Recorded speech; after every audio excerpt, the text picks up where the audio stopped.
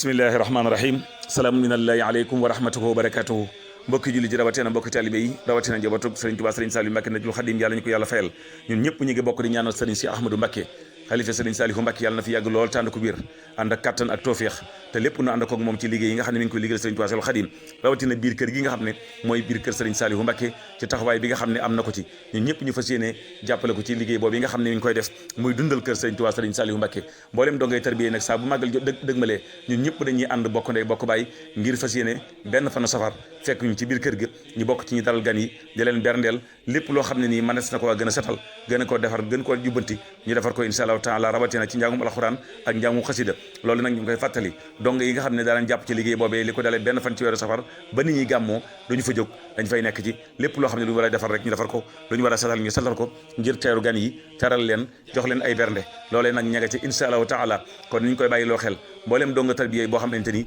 sa yéene mooy gën a dundal kër sëñ bi rawatina ci diggante màggal ak gàmmu ba tey mënees naa woote ci numéro bi nga xamante ni ku ko wote yàlla mën naa dogal nga jot ñi nga xam ne bokk nañ ci ñi def liggéey bi te ña nga fa nekk waxtu wu nekk saa su ne muy 77 614 35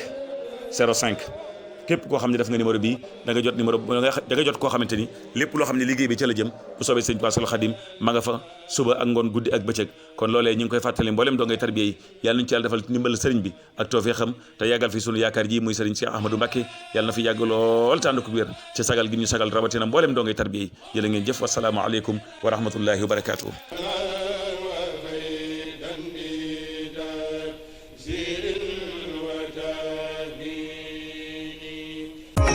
yéen a ngi ànd ak seen groupe Khelcom communication.